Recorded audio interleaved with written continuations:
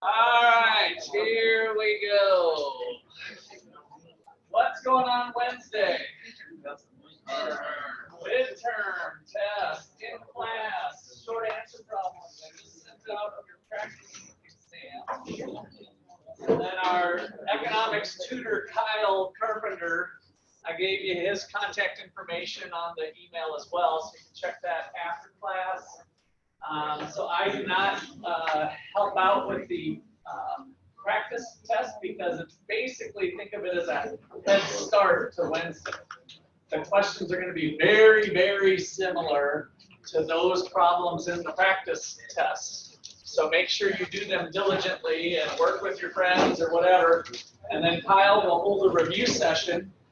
He is not the answer key, but you can throw questions at him and kind of help work through the problems. So come prepared. That'll be Tuesday night at 9:30 is the review session in this room. So any questions?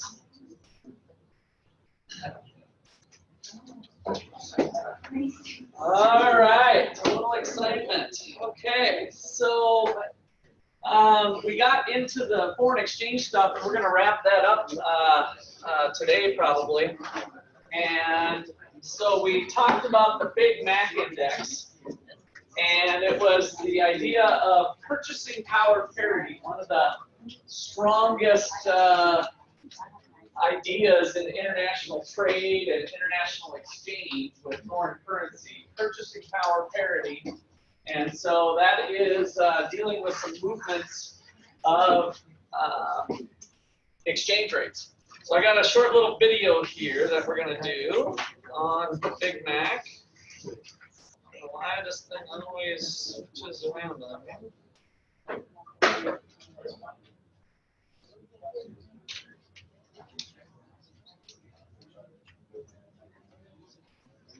There we go. So I thought this would be a good recap of what we basically ended up with last time.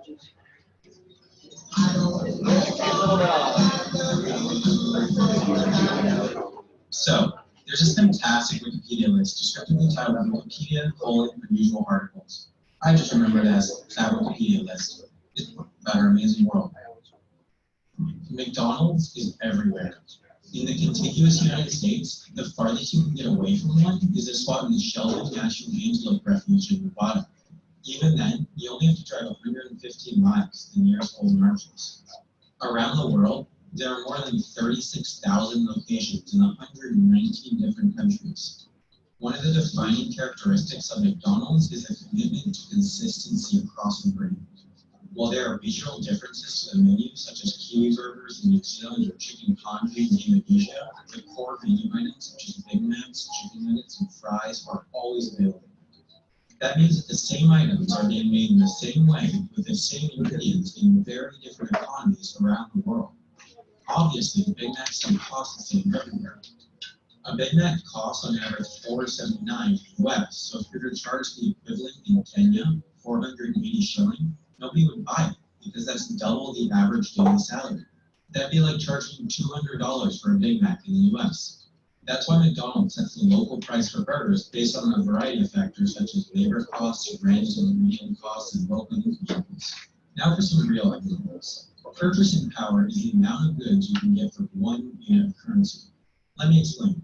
In the US, the average price of a Big Mac across all markets is $4.79. In Sweden, the cost of a Big Mac is 44 krona. 44 krona is equivalent to $5.13.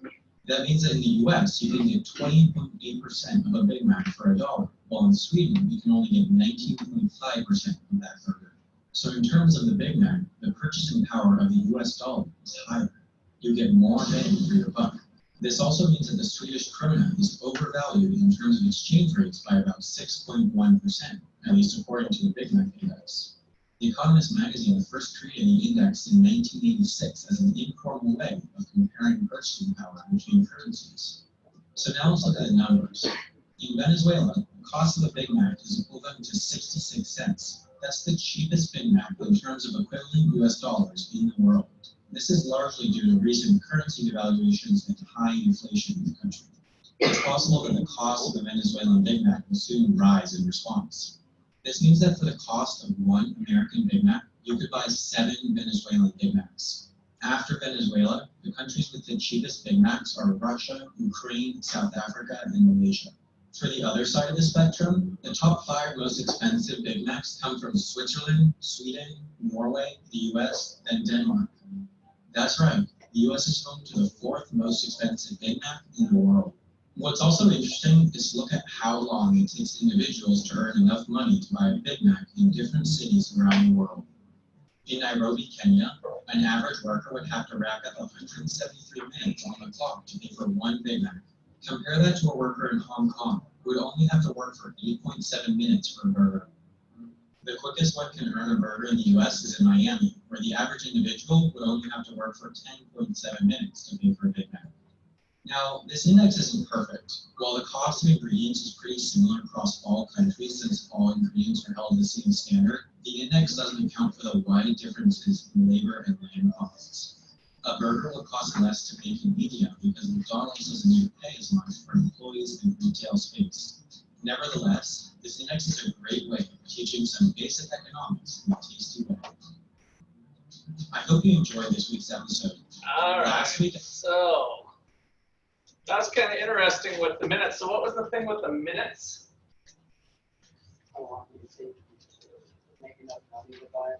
Yeah, so where are they drawing that from? So in what was the last thing in Miami? It takes a person how much? 10 minutes, and in wherever that other, I can't remember which country it was, 173 minutes. Think about that for a second, right? And so the Big Mac is probably less expensive in whatever that country was, since the U.S. is in the top 4. But even at a cheaper price domestically, a worker has to work 173 minutes, so they're getting paid, pennies on the dollar compared to the American worker. So if it's 10 minutes of work, how much is that American making? If a Big Mac is, let's call it $5. Who's got their math hat on here? So 10 minutes of work. So $30 maybe, roughly, somewhere in there. So in the United States, we enjoy one of the highest per capita incomes, and that's usually where they're generating that off of, is some sort of average wage or average income of people in each country. So that's that kind of gives us a start there. All right, any questions or comments on the video?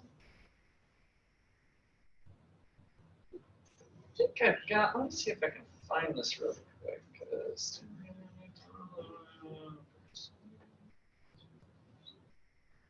Big government cheese. Oh yeah, that one's kind of funny. Let me search this really quick. I got something on Thanksgiving dinner. Ah, here it is. So this is kind of cool. So how are we doing in the United States? So average price of an item, a dozen eggs in 1970 versus 2019. But then time required to buy the item at $25 an hour versus the $3.22 an hour was the wages. So it's really kind of nipping at this purchasing power stuff that we've been talking about. Now we're kind of in the international trade stuff, but prior to that with inflation. So 1 pound of rice.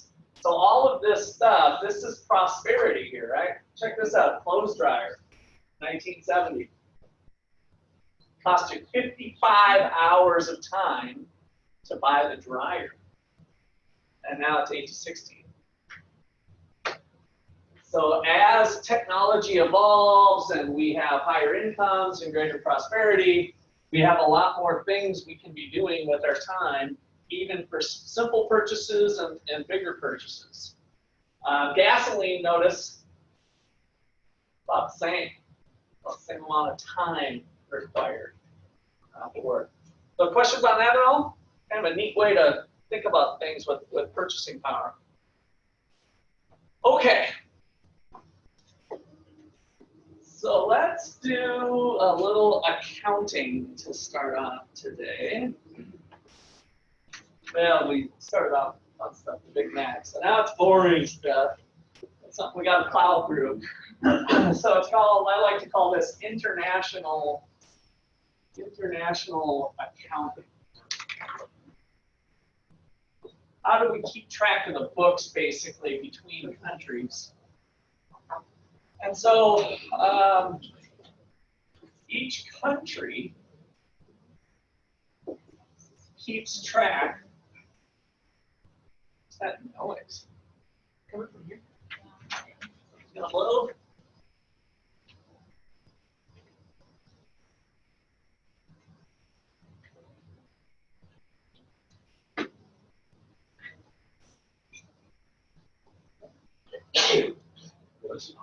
I think it's the old VCRs. Oh, let's see if that goes away. You guys can't hear it back there. All right, each country keeps track of its payments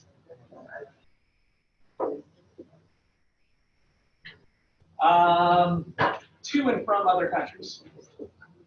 To and from other countries. So we have three, what we call balance of payment accounts. Three balance of payments accounts. So number one, the first one is called the current account.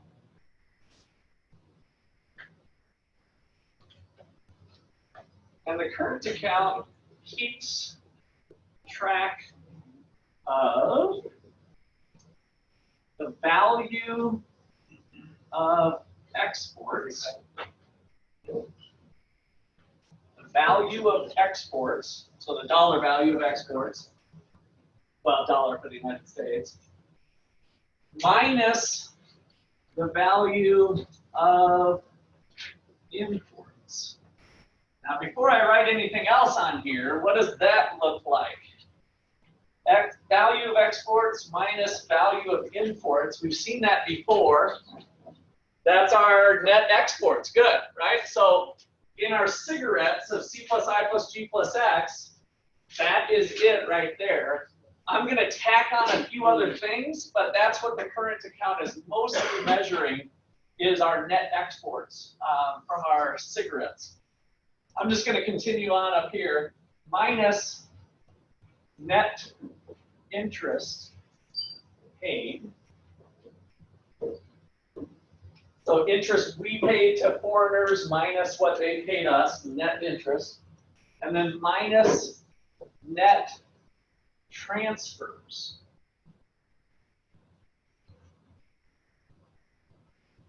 So this is an international transfer. So when we send international aid to some other country, maybe down to Haiti or someplace where there's been a natural disaster or something, so it's transfers of money that way out of our country.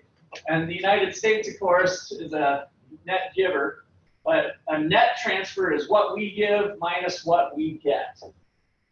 So if foreigners transfer funds back to the United States for some cause, maybe they donate to something or other, and that would be subtracted off. So all of that stuff, so this little math equation, exports minus imports, minus net interest, minus transfers, which are relatively small, gives us what we call the current account balance. Current account balance.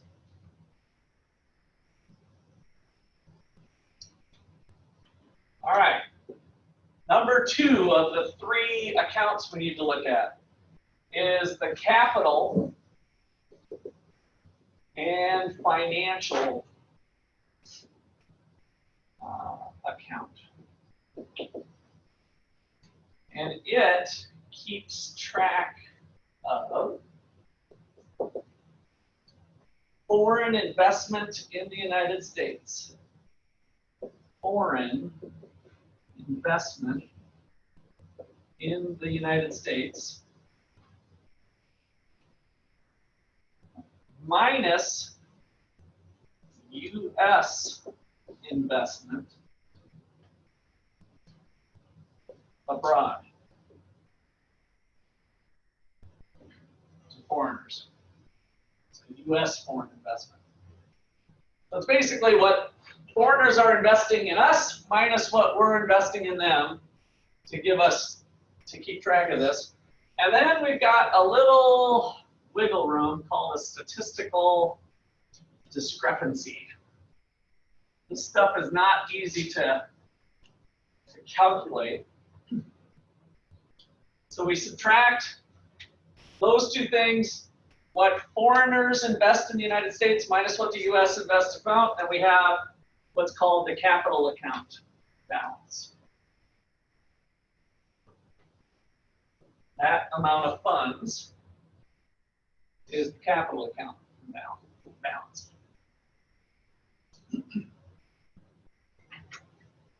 Okay, and our last piece of the puzzle, the third account, is the official settlements balance or account. The official settlements account, and it keeps track of foreign government holdings of U.S. currency. Foreign government holdings of U.S. currency minus U.S. government holdings of foreign currency. U.S. government holdings of foreign currency. And then those two things subtracted gives us the official settlements balance. So this one ends up being important for some reasons we'll get into later. But the government is essentially holding on to currency. And China right now has a lot. Ecuador, I think I'm going to show the little front end of the video on dollarization. So Ecuador has dollarized, and so their government would be holding some currency of the United States. Okay, so here's the key part. These three accounts, you guys, those of you who haven't even had accounting, heard of maybe debits got to equal credits, right? One side of the one thing's got to, it's got to balance out. Well, that's what's going on here. Between these three accounts, all three need to sum to zero. So it's kind of a debit. What I sold to you is what you bought from me type of thing, right? So it's an accounting exercise. So that's kind of the key point here. So the key point, the three balances must sum to zero. The three balances must sum to zero.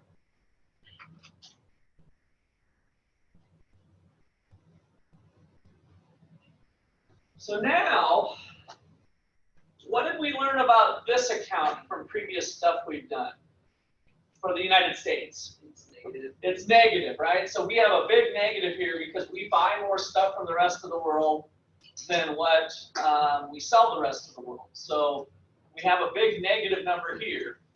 And so what needs to be positive is either this one or this one. And this one, we tend to be pretty stable on. The Federal Reserve doesn't hold back foreign currency. It doesn't move around very much. So this is relatively small, which means this is where we see the impact in the United States of the trade deficit. So this is also called the trade deficit. I've got another video here of Trump versus Milton Friedman in a debate. They put this video together. That's kind of fun. We'll look at that later. So the trade deficit, the impact of the trade deficit is not sometimes what President Trump has put forward, but it definitely is this. It means this expression's positive. If this expression is positive, what's going on? What are foreigners doing?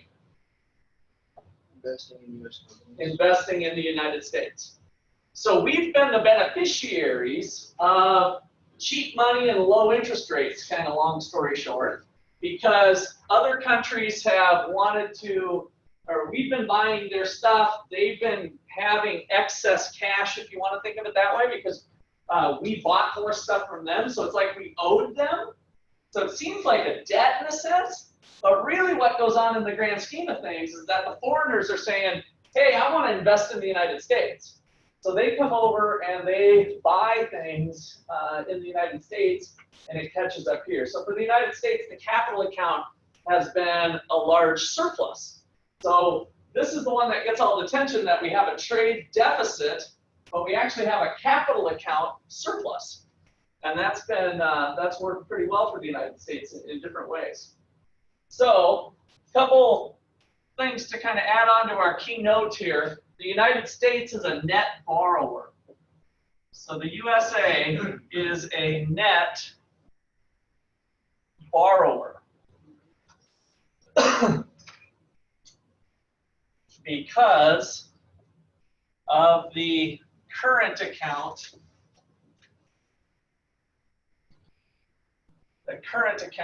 deficit. We call it a net borrower, but I want to highlight that it really means the rest of the world is investing in us. So this is a little bit misleading. It can be true that we're a net borrower in terms of them buying U.S. government bonds. So one of the assets that they can buy are U.S. government bonds. So they have some large holdings of that, which is kind of a debt. So that in that respect, it's like a net borrower.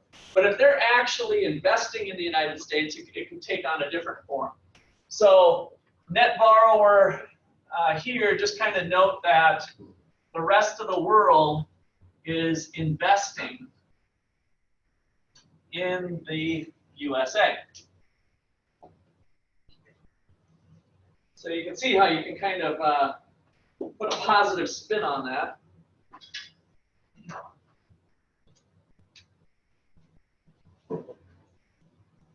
All right.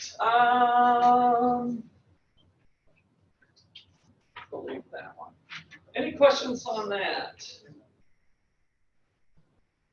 What if the rest of the world stops investing in the USA? So the question is, what if the rest of the world stops investing in the United States? It's kind of a market response, is what it is. So they've got to put the money somewhere.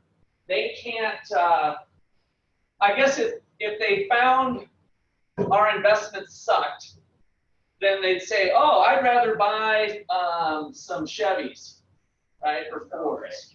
And so then that would cause our exports to go up if our investments. So what I'm trying to say is, see how it's kind of market driven. It's not like they're choosing it because the United States is a good place to invest.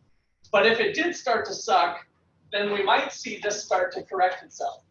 So it's always going to be zero no matter what, like. Yeah, this is an accounting thing. All three of these have to sum to zero. So if we do ever get to a point where we run, and by the way, the same is true of the other nations. So if we're looking at China's books, they have a trade surplus, right? They're exporting more than they're importing if we're looking at China's books. And then they have a capital account deficit. So theirs is a negative here if we're China. So it's just an accounting exercise. They all three got to balance out. Is one better, like is one truly like better than the other, or is it just so long as zero stuff? Yeah, it's totally fine to have a deficit, a trade deficit, if it's just a pure market-driven response. And so with China, it's okay for them to have a capital deficit. A capital account deficit. Or is that See, in my opinion, I'd say this is almost worse, that they could be investing in themselves, but the United States is a more attractive place to invest. So I would say it's kind of depending on the circumstances. You don't really necessarily have a goal one way or the other, but if your economy is growing and getting stronger, then all of a sudden they're going to be investing their money domestically rather than in the United States. or they'll go to another place. Are majority of Western countries like that? That I don't know. On I think the text might even have some. Check really quick. It's a good question, and I remember seeing, at least in a previous book, there was tables. Here's the. Let me just show some of this here.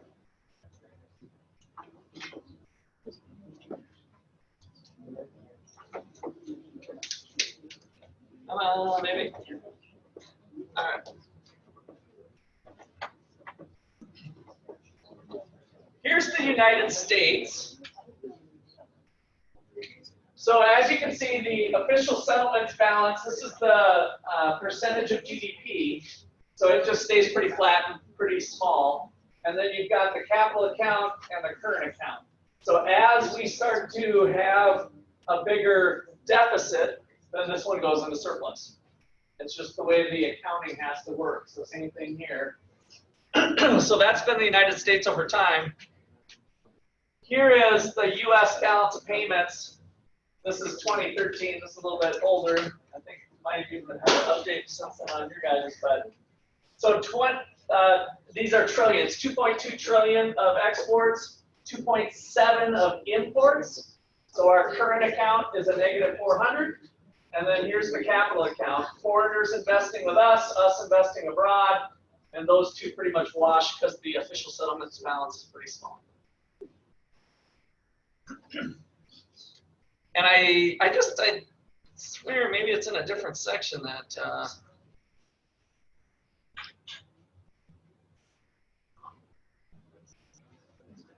Just curious, like if Sweden has like a similar situation. Yeah, that's what I was thinking that there in an old book there was a list of that.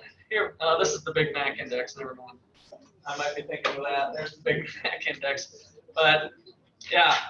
I'd have to look. I think Sweden, they have a lot of domestic oil reserves and stuff, so they're fairly rich that way. So they have a lot of exports going that way. So they probably have a trade surplus, I would guess, for Sweden. Okay, anything else?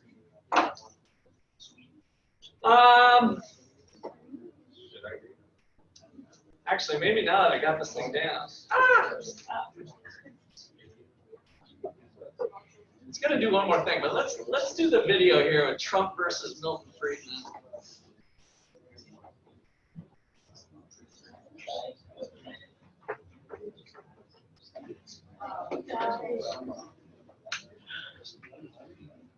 Okay, let's see here.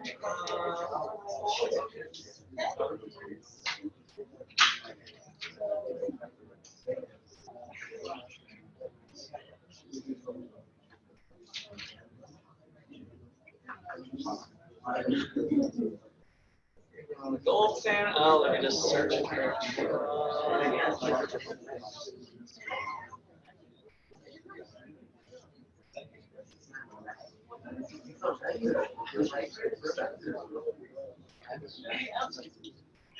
So let's give you some extra credit points today. So pull out a piece of paper and you'll turn this in today. If I can find it.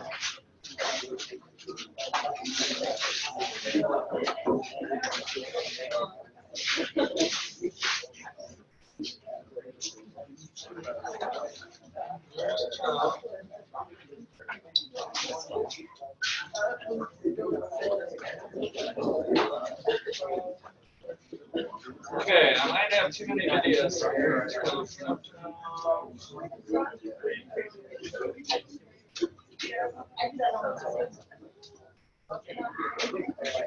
There it is, Trump versus Friedman. Okay, I don't know why I didn't search it.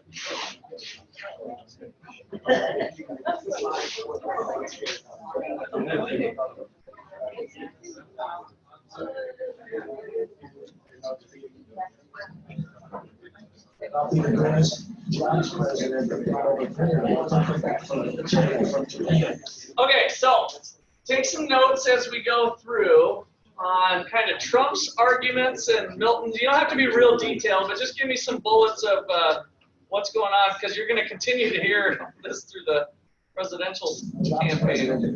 Milton Friedman's dead, by the way, so what they did is they took old video footage of Trump, Friedman, basically saying what he did 30 years ago or 20 years ago in other contexts. These arguments don't change. It's like they're time consistent. So we have another, current politician or elected official or whatever saying one thing, and it's like these lessons don't always get passed along.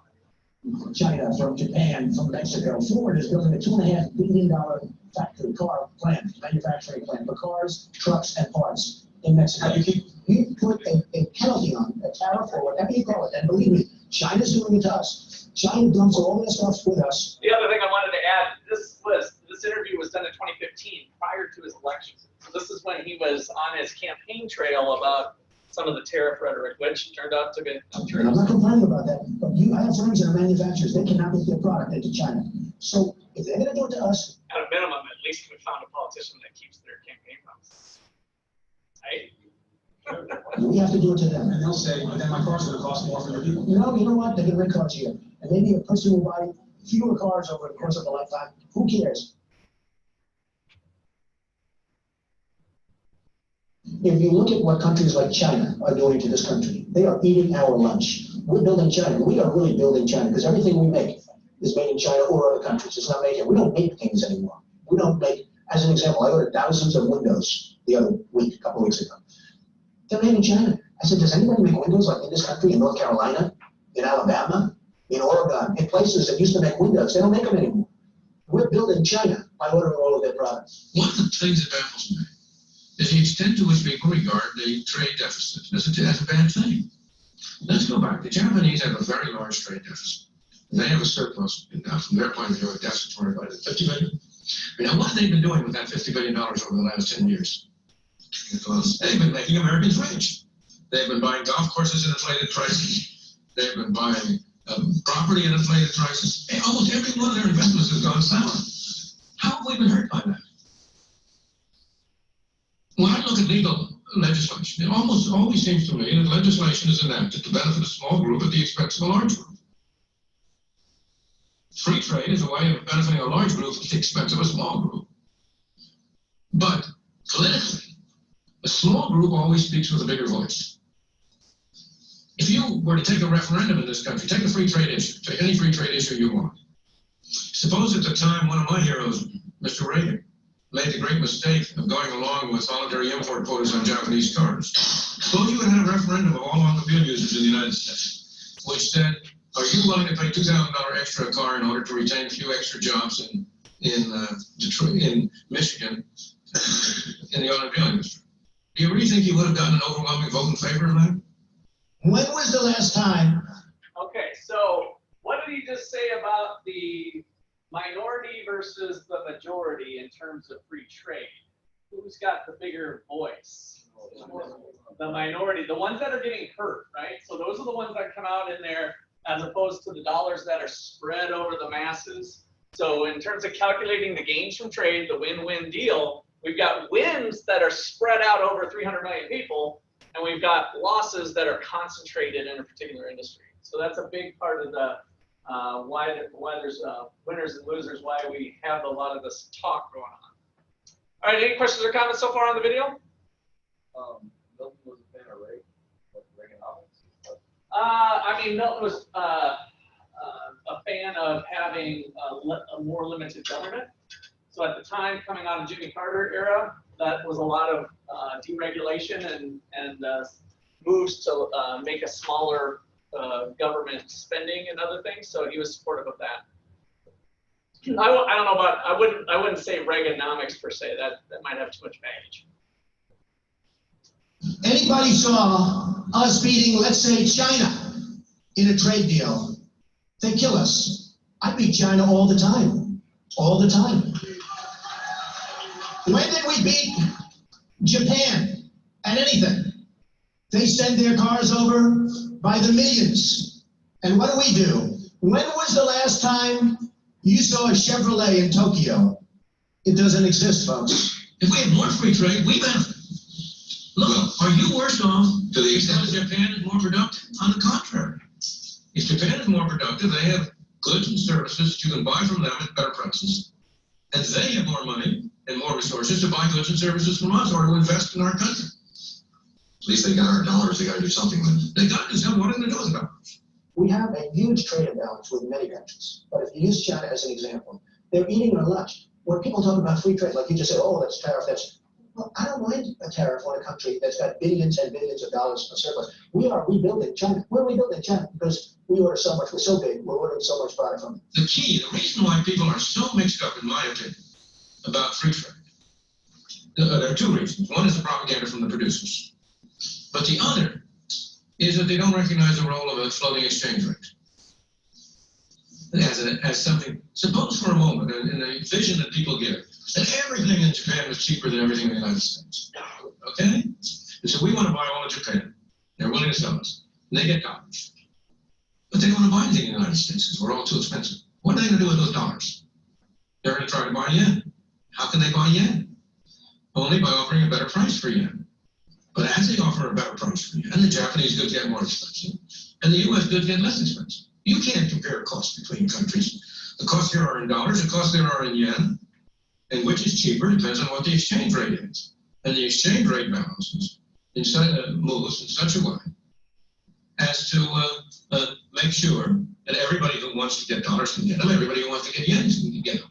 You would impose tariffs on. So this is something we'll get into a little bit more here, but so the exchange rate fluctuates. He just basically explained purchasing power parity. Anybody kind of pick up on that? That things are going to adjust, right? So the exchange rate is going to adjust. Milton Friedman just kind of explained purchasing power parity. So PPP is the thing that is going to cause, if Japanese, just kind of his thought experiment was good, I think. If everything in Japan was cheaper than the United States, we'd all want to buy it, right? But then as we buy it, that would change the exchange rates so that they're equalized.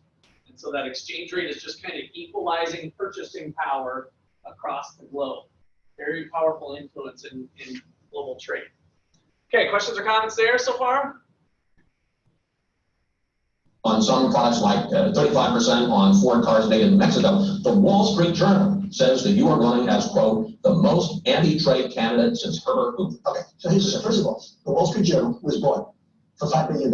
It's now worth $500 million, okay? They don't have to tell me what to do. The U.S.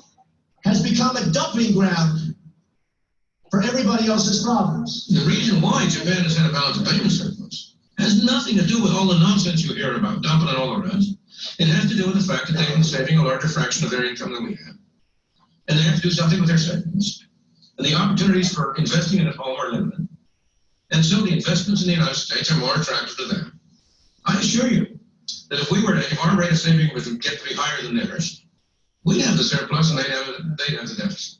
In my opinion, you tax China. China is taking advantage of this country unbelievably. Now, Let me pause on that one a little bit. What Milton was just saying about their savings, because that's going to come up a little bit in this next chapter too. So Chinese in general are better savers than American are, right? You guys can probably relate to that. As Americans, we're buy. I'll make more money tomorrow. I don't have to worry about the future, right? And so other countries are better savers than us. And so that ends up playing a role here too, that their savings, the Chinese savings, is putting their money in the United States, which has a pretty good rate of return relative to other investments, and it's fairly low risk. So what Milton was saying is if we became better savers, we'd start to see that reverse, and we might have a surplus the other way. Yeah, it's going around somewhere, so look for it. It's still working its way. Okay. Good. Any other comments there? I say you put a 25% tax on everything that's made in China. That's a tariff.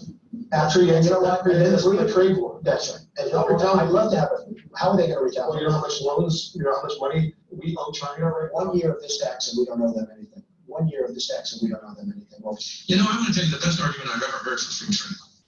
And this comes from Henry George. Henry George was a was a single tax who wrote Progress and Poverty, the great book, a bestseller in the 1890s. He wrote once, it's a very interesting thing, in time of war, we blockade our enemies in order to prevent them from getting goods from us. In time of peace, we do to ourselves by terrorists what we do to our enemy in time of war. Did you get that one? So what do we do when we go to war with another country?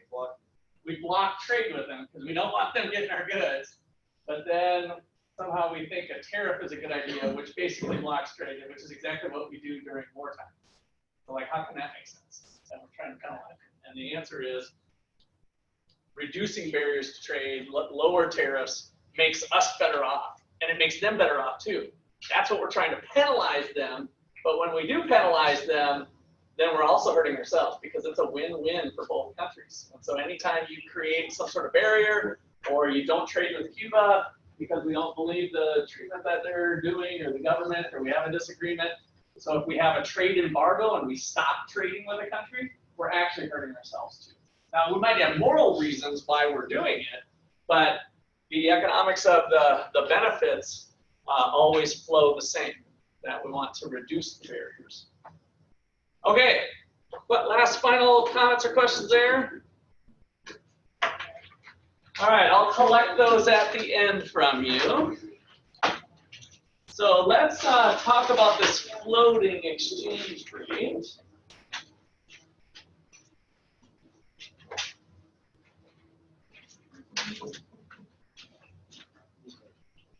So we have different types of exchange rates, policies. And a floating rate is basically letting supply and demand within a country determine what the exchange rate is going to be. So the picture that I drew that we spent time on Friday with the supply and demand of dollars, that's a floating exchange rate. If people want to buy more American goods, did that cause appreciation or depreciation of the American dollar? If they wanted to buy more American goods, did that cause appreciation or depreciation? Appreciation, good. So they wanted more. So in our demand curve, our home base now is the supply and demand. This is the quantity of dollars in foreign exchange. So this is the kind of the fun name is Forex market, foreign exchange market. So dollars that are being used for trade and then the exchange rate. And so if people want to buy more American goods, there's an increase in demand for money to buy those goods, causes the dollar to appreciate. So we kind of use that tool to work through. And so the exchange rate is going up, going down. Okay, well, that's not the only way that you have to do it. Other countries can intervene in the foreign exchange market to influence the exchange rate, which is what our Chinese friends have been doing for a while. So, let's see if I find my stuff here. Once again, I will wing it. Oh, wait, here it is.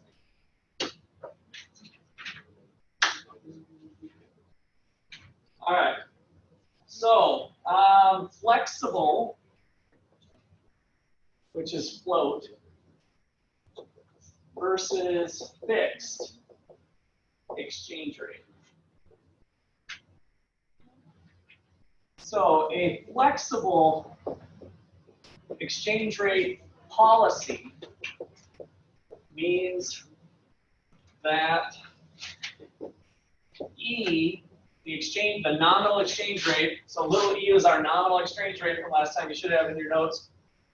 Flexible exchange rate policy means that E is allowed to fluctuate without government intervention directly.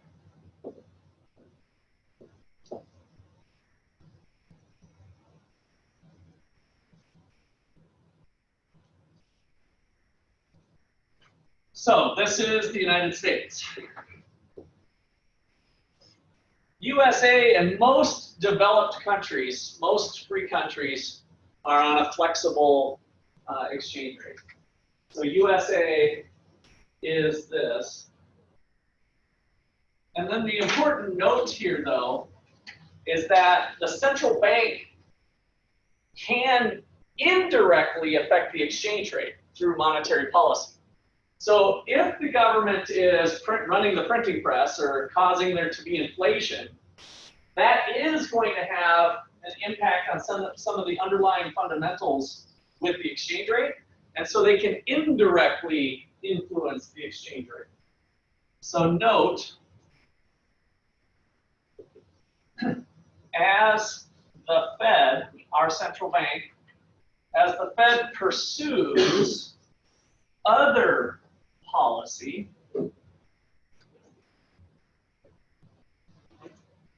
it may affect the nominal exchange rate indirectly.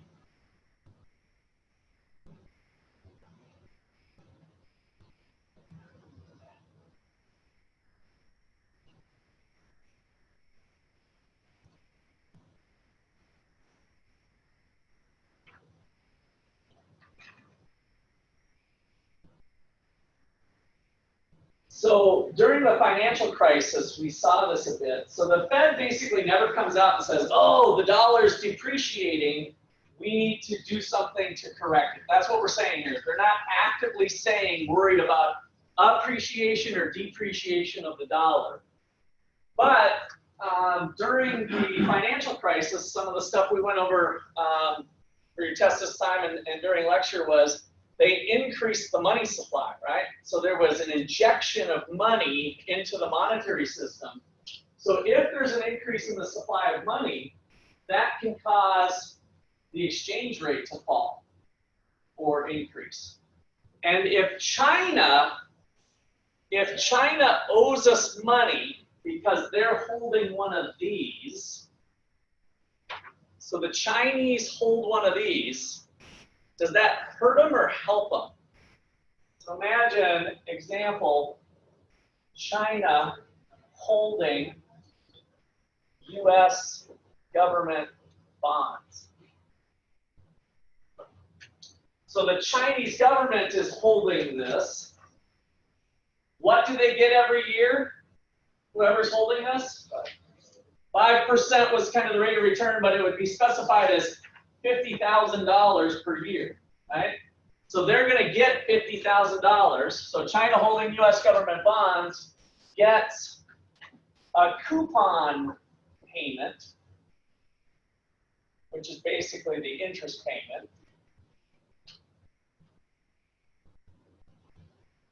of $50,000.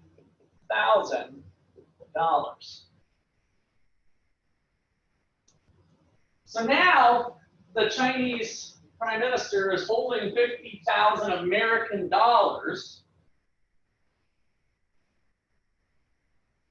Does he want appreciation or depreciation? Or go ahead. Is that $50,000 tax or tax free? Say that again. Like, would they get it like if I had that line? Is it a 50,000 tax? Yes. So there would be tax on it. Yes, they're not like government municipal bonds or something. So yes, it would be income tax, and whatever your tax bracket you fell into, you'd have to claim it. So they're holding $50,000. Does the Chinese Prime Minister, are they hoping that the dollar appreciates or depreciates? Depreciate.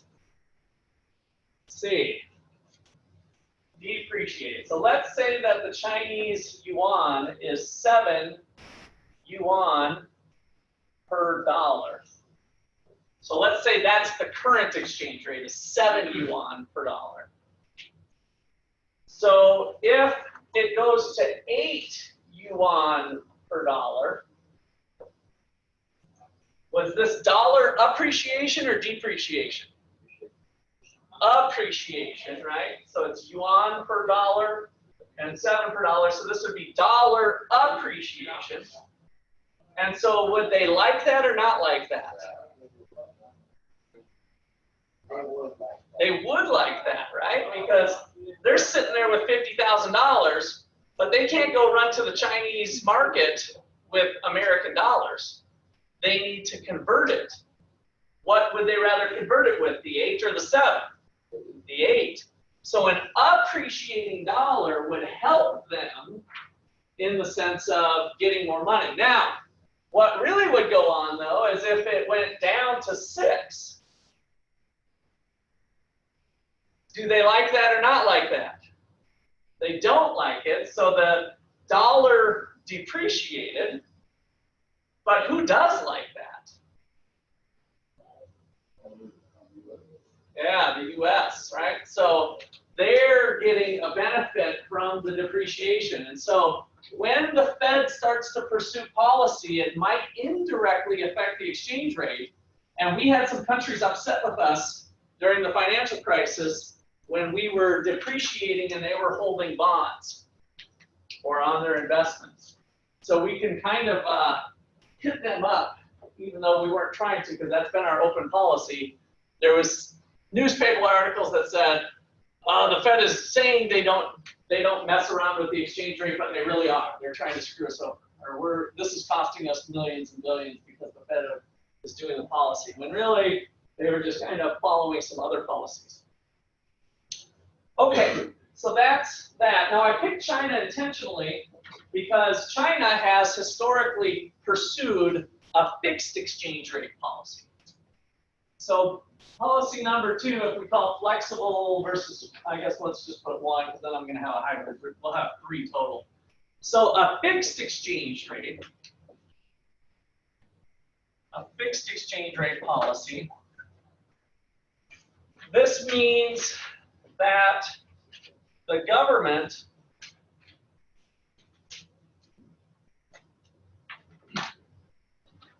actively intervenes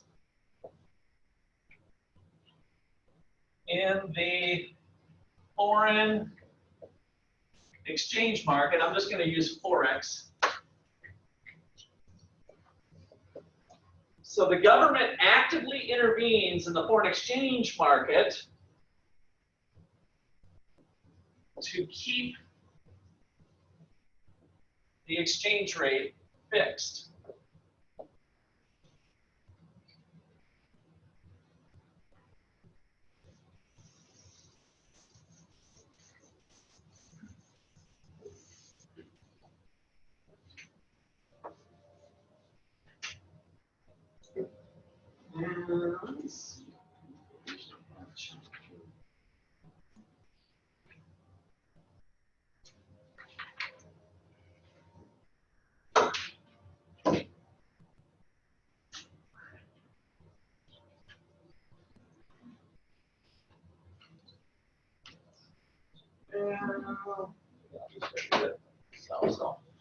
Okay, so example. Suppose we've got dollars, quantity of dollars. This is the Forex market. And now we're measuring exchange rate of yuan per dollar.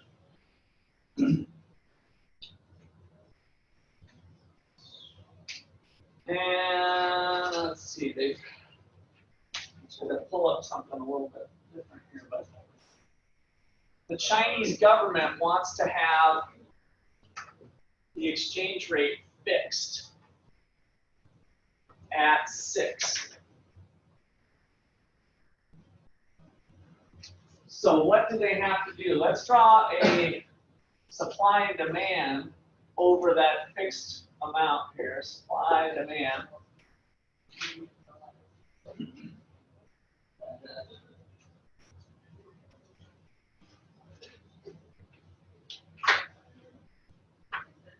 So Chinese have been making some good products. You know, we got maybe the iPhone we've been shipping over there and a bunch of other cheap Chinese products that we like, we think they're good quality, and because of their labor or whatever, what would tend to happen?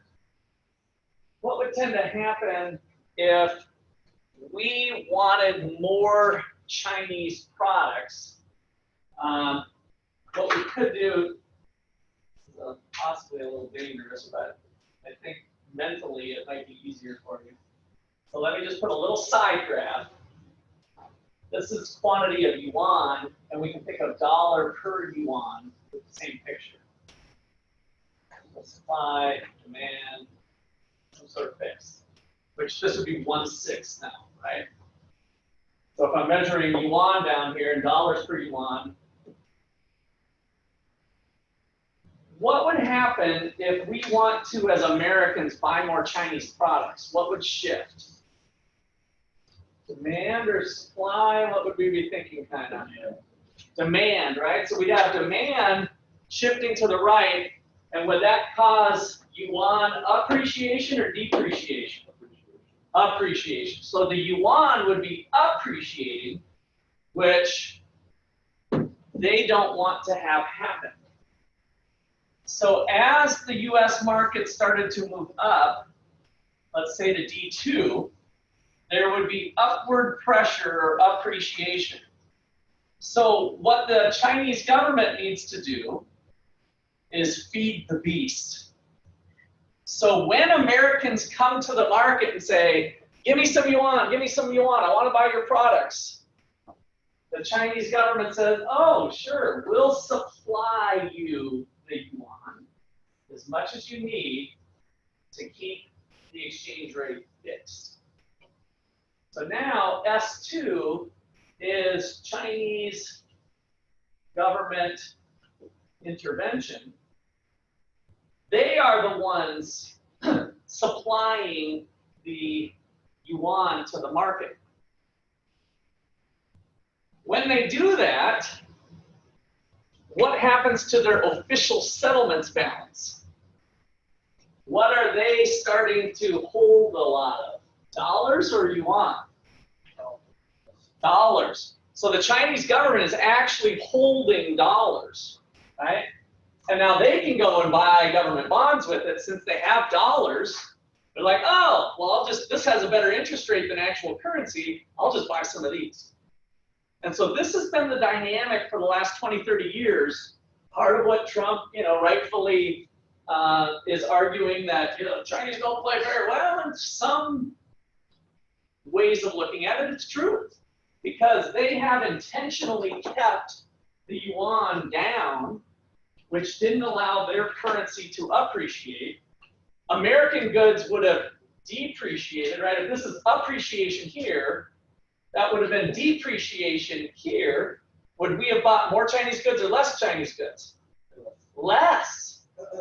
And see how the market would just kind of balance out better if they weren't actively intervening on the exchange rates.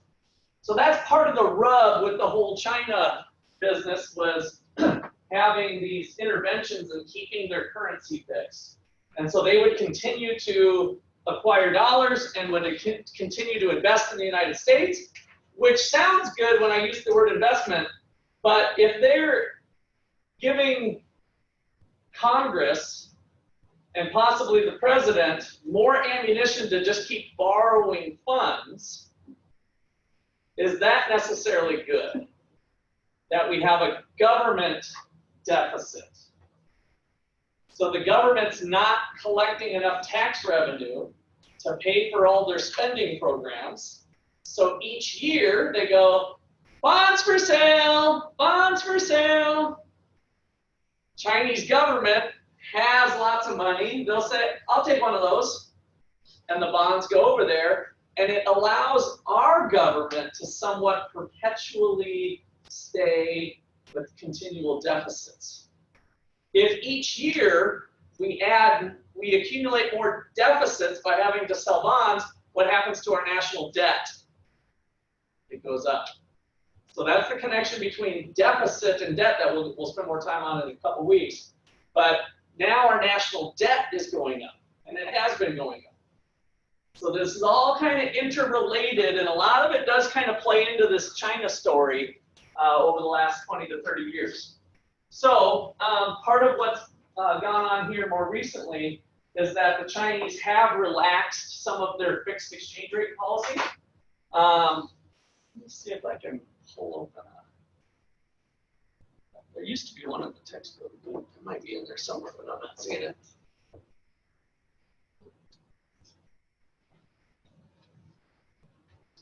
Let's say yuan exchange rate history.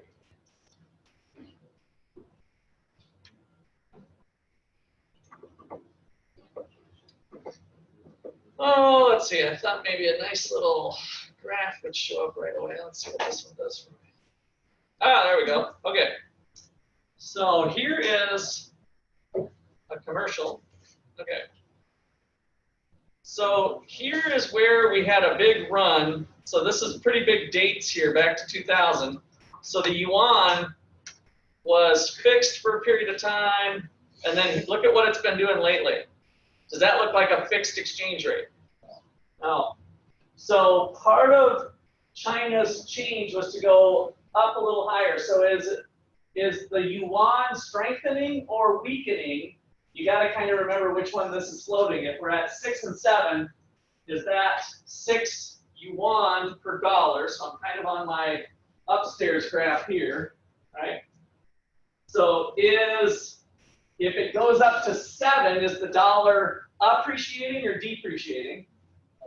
The dollar is appreciating. So the Chinese government has allowed the yuan to depreciate. That's part of the correction that they were asking for. And then at different periods of time, it would just stay flat for a while, and then it would change. So that's something more recently that the Chinese government's been doing. They do what we call a dirty float. A dirty float. Fun. No. Dirty float. We're economists. We got to come up with some clever stuff. So a dirty float means that we'll allow the market to adjust periodically. Like we're gonna monkey around with things a little bit, but that's some of that wiggle room. If we zoomed in on the daily amount, in fact, I won't pull it back up, but I'm kind of curious.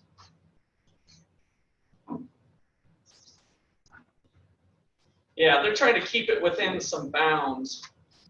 Just kind of, I couldn't remember if it changed all the time or not.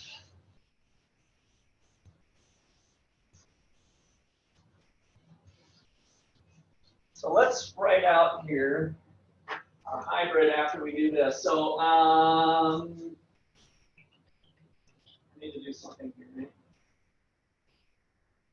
So I can't remember what I just erased. Did you guys have down that the government, yeah, the government manages, right? I said they intervene in the market, and then we did this. Okay, so China has been accused of not allowing the yuan to depreciate, which would be dollar appreciation. So remember, what happens for one country is the opposite for the other. China's been accused of not allowing the yuan to depreciate, which would be dollar appreciation. And this would tend to lower the USA trade deficit through market forces.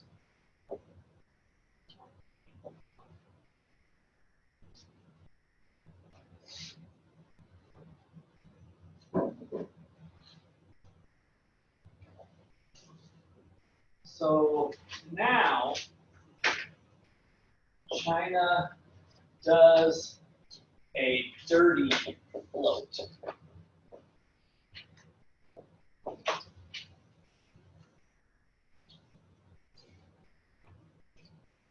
a dirty float means they still intervene, but they don't keep it fixed all the time. So government will intervene periodically to influence the exchange rate. But it's not fixed all the time.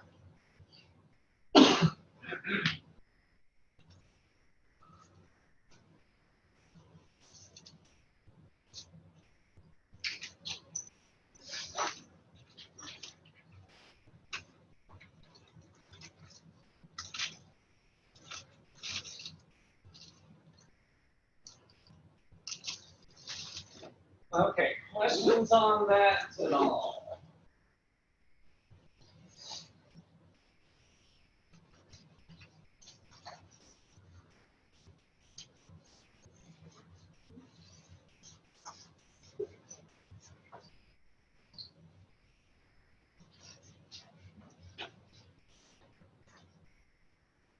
All right.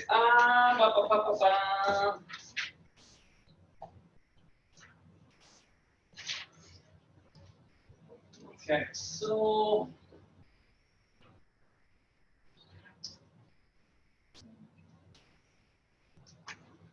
the last things we're going to look at, move on, the global loanable funds market.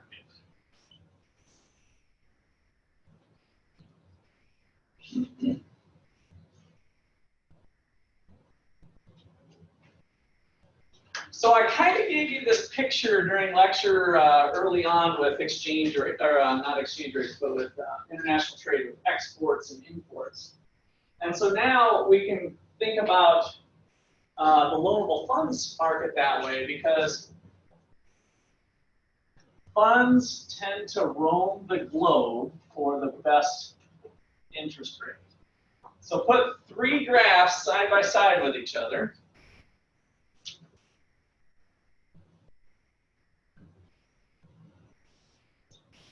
And in the middle, we're going to put the demand for loanable funds and the supply of loanable funds. From our loanable funds chapter before, that was kind of our picture. And we've got loanable funds being measured at different real rates of interest. What was the real rate again? We had a little equation called the Fischer Formula. The real rate of return, or the real interest rate, was equal to what? Nominal rate minus inflation. Good. So the real rate of interest is the nominal rate minus inflation. So that was what the loanable funds market was measuring.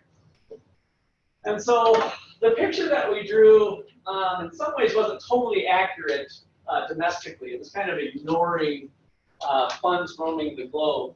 So where does that come from? So let's put the United States over here and China over here.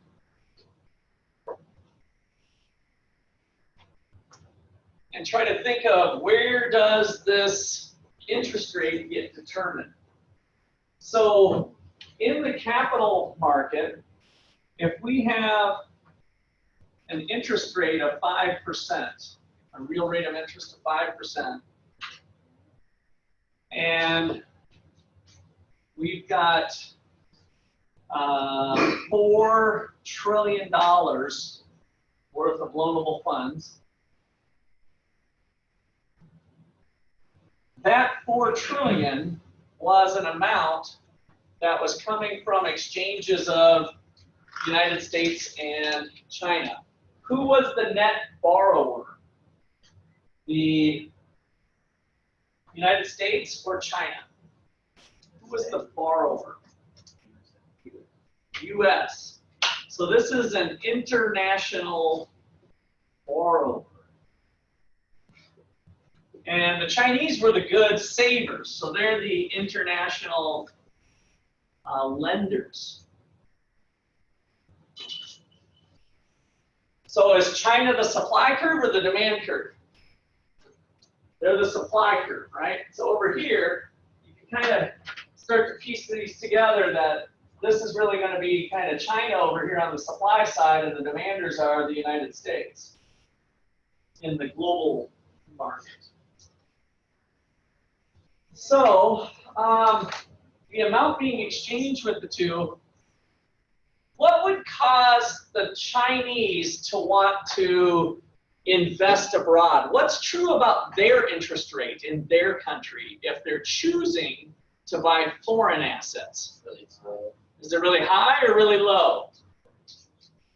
So rates of return on investments in China are too low, right? Because that's what's giving them incentive to say, oh, I'll buy American bonds. Wow, they're getting more money over there, right? So they're going to have a little bit more. So I'm going to do a little cheating with you so to get your graph looking right. This horizontal distance here is 4 trillion. I want you all to come up and put that same horizontal distance right there, and then do the same thing here onto Chinese. Right there. So those 3 bars should be equal to each other.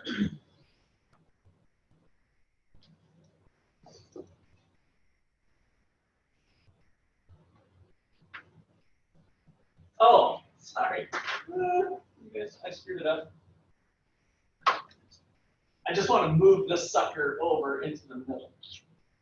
Sorry, get your erasers. Hopefully you're all using pencils. All right, so same thing. That distance, plop it down in the middle for me, like here. I'm actually doing this in reverse the way I normally do it, so that's why I screwed it up. Something like that.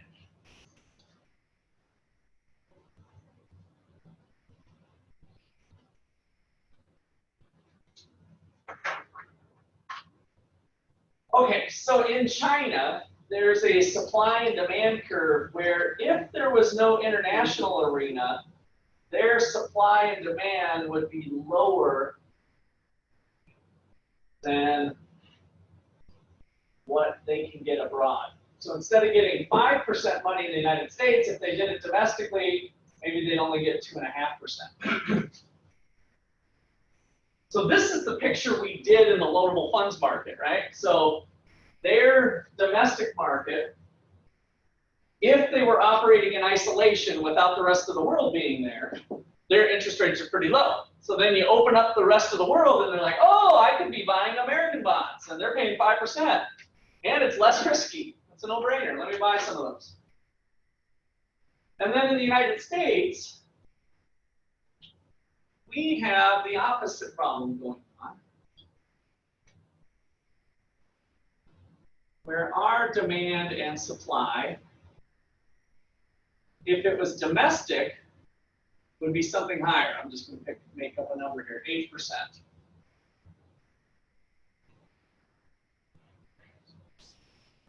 So we have more people wanting to borrow funds, and now that they can borrow from the Chinese, the two can get together and do some mutually beneficial exchange.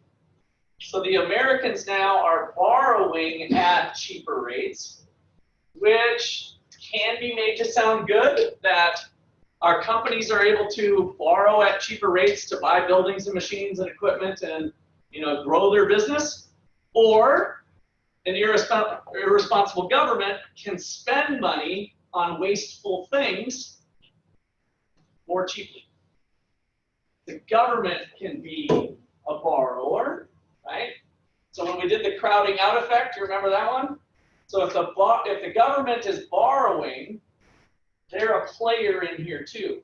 And so they're getting the benefit of lower interest rates as well, which could be characterized as a downfall if it doesn't help keep our politicians in check. That, of course, goes across the board for the last 30 years, whether it's a Democrat in office or a Republican in office, it doesn't matter. We just tend to spend money that we don't have, that we don't collect in tax revenue. And so we continue to have, one of the reasons is these guys are good savers and they're willing to loan us some money. Now we start to see the bigger picture there. Okay, questions on that? So that is the global funds. In reality now, there would be a whole bunch of other countries that are either borrowers or lenders. I don't want to draw on the wall. I've done everyone. I got in trouble. So now each country has different rates of return that they would do. And so each one is kind of taking a little piece of possibly allowing the United States. And so we can kind of take each puzzle piece and put it in there. Your textbook has kind of this picture, essentially. I put this one in the middle. In fact, let me show you. I'm going to show you one other video here before we move on to the next thing.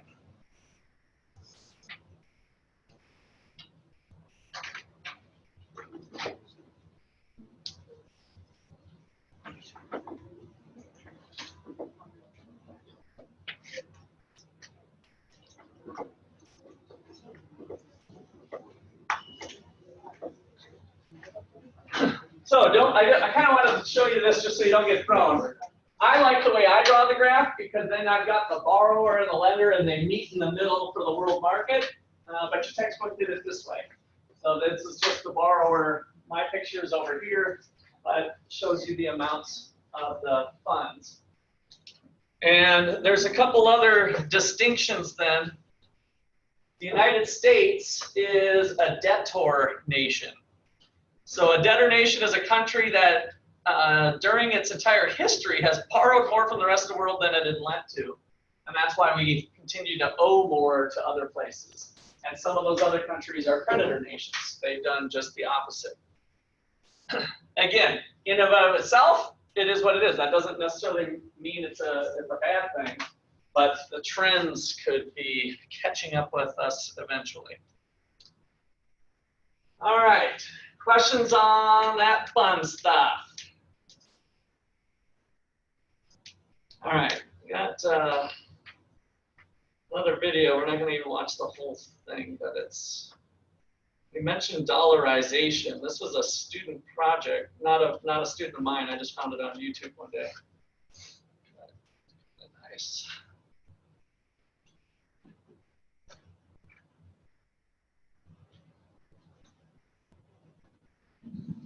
In this video, I'll be analyzing the effects of dollarization in Ecuador. So what is dollarization and why is it used? Dollarization is the adoption of one country's currency, in this case, the United States dollar, as legal tender in another country, in this case, Ecuador. In the midst of a financial crisis and with its domestic currency, the sucre, reaching inflation rates of nearly 97%, Ecuador opted to replace its currency with the US dollar in 2000. Now this begs the question of what dollarization's intended purpose is when implemented in the economy. Some of the main objectives of dollarization include protection against inflation and devaluation, and also increased investments. Due to the stability and strength of the US dollar, investing in US dollars represents one of the safest investments. Here you can see the effects dollarization has had on Ecuador's inflation rate. So check that out. Scale of 100. 1971 through here, 100% inflation. So they got kind of nasty, and then we kind of go right into here. So that's the effects of dollarization. You have an untrustworthy government that hasn't been responsible. They're running the printing press, right? Kind of irresponsible government or central bank. And then this dollarization is one technique to kind of bring it, correct it. Dollarization, however, has led to some negative effects in the Ecuadorian economy. The government can't control monetary policy, thus making them more vulnerable to economic shocks. In the years following the 2008 financial crisis, the US dollar has appreciated, thus making. So let's see how we're doing for learning. Is he right with that statement? Appreciation of US dollar hurts exports. Whose exports? What's the video about? What country? Ecuador. So appreciation of the US dollar hurts Ecuador's exports. Does that make sense? The dollar's stronger, their stuff is going to be more expensive because whatever happens in the United States is what the rest of the world is going to face because they're using dollars now. Right? So if the dollar goes up for whatever reason, then that's going to have implications in your country if you're dollarized. So that's a different story than what we have if it's just a free float. So that's one of the, can be a disadvantage. Of course, it can go the other direction too. Exports priced in US dollars more expensive and less competitive to buyers. Despite large increases in public spending, Ecuador's foreign investment levels still hasn't been as high or stable as it's been. So foreign investment in where? In Ecuador. So they were hoping that other people would come and invest in Ecuador if their currency was more stable, which makes sense. If their currency has the high inflation that we saw spiking up to 100%, would you want to put your hard-earned dollars and invest it in Ecuador and start a business or something when the government looks like that? No. So that's kind of playing to that. They just didn't see the results. That's more of a longer-term thing. They started to dollarize. If you're talking about moving a company there or doing something, you probably want a longer track record than just a year or so, right? Like if you've had dollarization for 10, 15 years and you can reasonably expect that it's going to stay that way for the next 10 to 15 years, then you'll be doing some more investment, right? Because it's a longer-term thought. So the question is dollarization beneficial or detrimental to Ecuador's economy? We'll start by analyzing the. And we're going to quit now because once I go, but I wanted to show one more graph. So this was government spending in Ecuador. And then they do some supply and demand graphs. All right, that's good enough for that. All right, last final thing, unless any questions on dollarization. So fixed exchange rate versus floating exchange rate. The last little bit to kind of tie in is with the exchange rates, the real exchange rate that we talked about.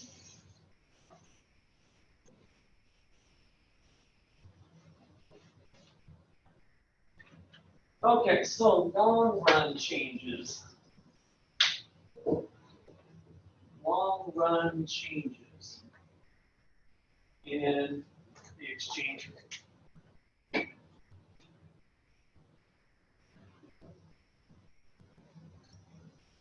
Okay, so we got the real exchange rate. The exchange rate equals the real exchange rate times the ratio of the price levels. So that was a formula we spent some time on last Friday. So you can look back to your notes. We kind of went through the 3 cars for every food and talked about purchasing power parity. We've kind of come a long ways here. So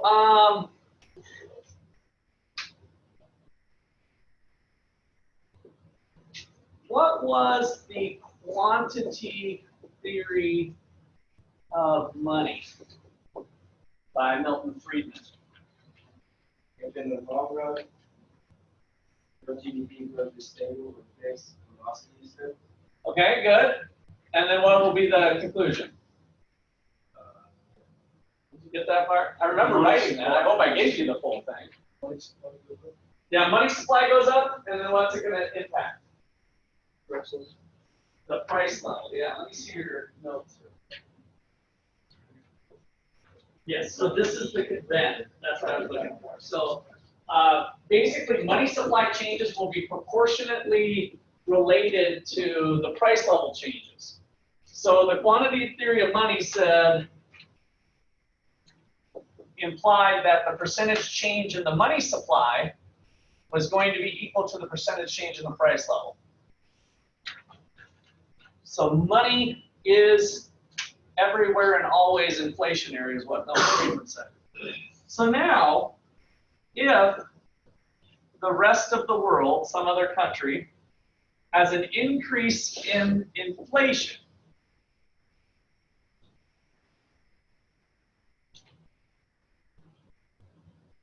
so if there's inflation going on in another country, maybe China, for instance. Chinese, in fact, I think I just heard data this morning that Chinese inflation is spiking, maybe partly due to Corona and some other things. But so if the rest of the world has inflation going up, what happens to the dollar?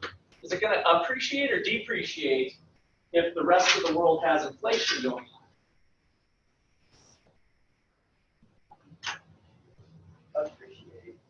Appreciate. So look up here. This is our exchange rate. So this is the one we've been doing with the E and the dollars, right? Supply demand. That's this guy right here. So this equation says that if the rest of the world is experiencing inflation, this one's going to go up.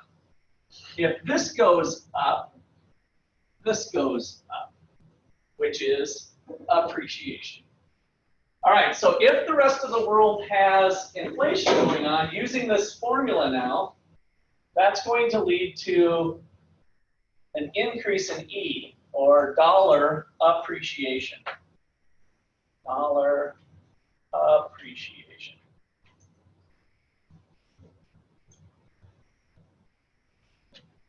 Now, if the USA has an increase in the price level, so we are having inflation, holding the rest of the world constant, what happens?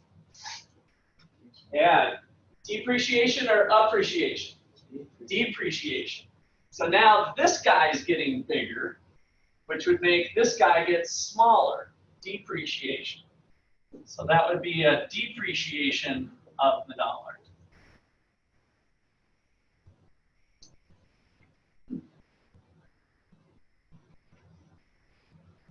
Okay, so the reason this is important is that in the long run, if we think the exchange rate is going to be what it's going to be, then monetary policy in each country is going to play an important role with what happens to appreciation and depreciation.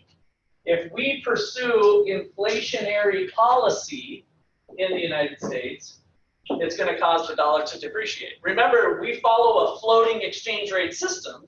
So again, this is highlighting how monetary policy may indirectly affect the exchange rate, and that would cause depreciation. So, key point, the key conclusion here is in the long run, the exchange rate is determined by the relative quantity of money.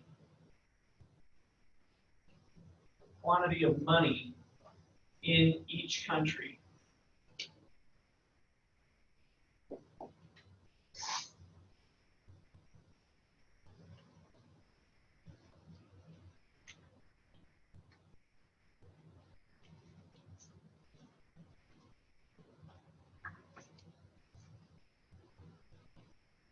So in countries that have fixed exchange or managed exchange, so in fixed E countries, I guess.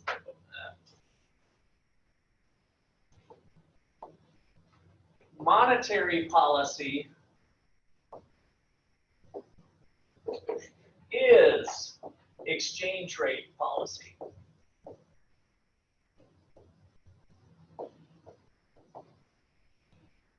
That's part of what the Ecuador video was saying, is that If you choose to dollarize, you don't have that power anymore.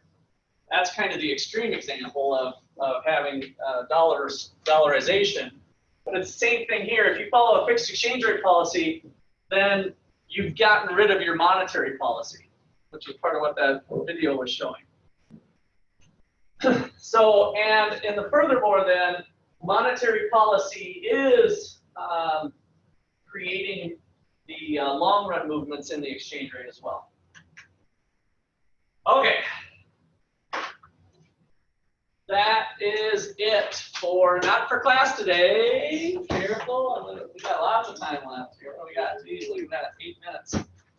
So I want to give you a little introduction into our next topic because it's a biggie, and I want to prep your brains for it.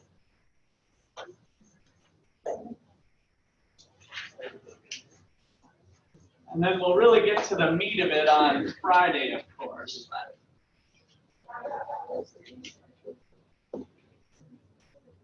All right, so here's what I want to do. So this is chapter 27 now. We got our test on Wednesday, so this won't be till Friday when we start to get into the goods market.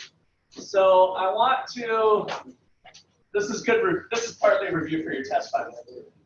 So that's fun. Think bad thoughts of me. So, so Wednesday's test covers the labor market. So in the labor market, we had a labor demand and a labor supply. So this is something you're going to have memorized for Wednesday. And what were we measuring on the vertical axis? In the labor market. Wages. Real wage or nominal wage? Nominal? Real. It was real. So real wage, little w, is equal to the nominal wage deflated by the price level. That was our formula. Nominal wage that we went through with Jake's grandma, right? Nurse, what was her name? Nancy. Nurse Nancy, yeah. Okay. So the real wage is what we're measuring, and we've got labor hours down here. And then we did our whole supply and demand thing. So the interaction of labor supply and labor demand comes up with an equilibrium wage and some amount of hours being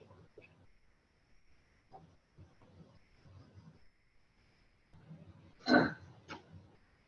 Then we had our loanable funds market, which we just kind of gave a little more insight now with the exchange rates, but we have the supply of loanable funds, the demand for loanable funds. So we had households that were our primary savers in the United States anyway, so the supply of loanable funds came there. And what were we measuring on the vertical axis here? We just did it earlier. Interest rate, what kind of interest rate, nominal or real? Real for this one. So we had the real rate of interest, nominal rate minus inflation rate, and then we showed the picture this way, which is kind of the modification we just made in the previous graph, is that now if we have a global loanable funds market, it might be below or up the global interest rate if you're an international borrower or an international lender. I'm not going to disturb our picture because you don't need to know that for your test Wednesday. You need to know this picture. Okay, so we've got loanable funds, borrowers and savers coming together, and interest rates being determined. Then the next chapter, what you just did this last week, the money market. So we have the supply of money is determined by who or what in the United States? Central bank. So the Fed, the central bank of the United States, controls the supply of money by 3 tools.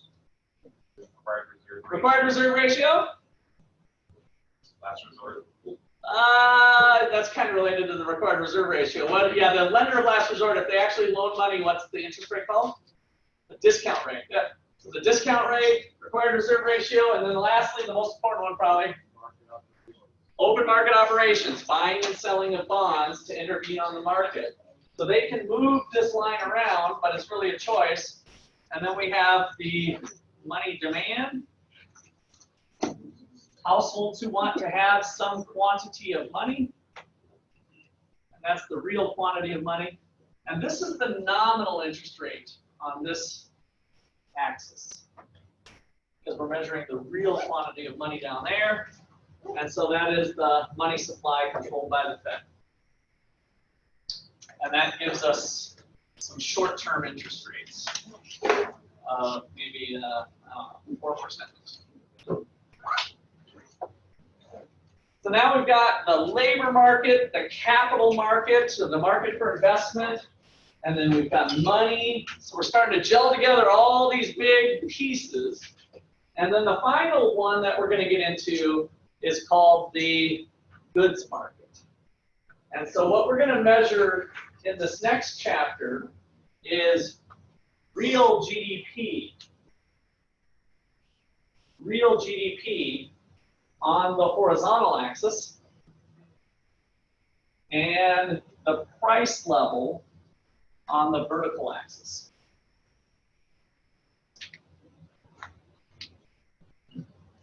And then there's going to be a demand for the dollar value of all final goods and services called aggregate demand. I'm going to give you the details on Friday, so just put AD with me for now. So the demand curve, we call the aggregate demand curve. It's the demand for all final goods and services in the nation. And then we're going to have a short run aggregate supply curve, SAS. Just put SAS. I'll define all this on Friday again. A short run aggregate supply curve, and then we're going to have an extra little wild card in here that's real important, called the long run aggregate supply curve, LAS. So we're going to have all three lines crossing, and where they all cross is the current state of the economy. We have some price level, and we have some level of real GDP at any given point in time. And that's going to start to complete our puzzle pieces of all the crazy things going on in the economy. All right, we'll see you on Wednesday. Yes, turn in your notes from the video.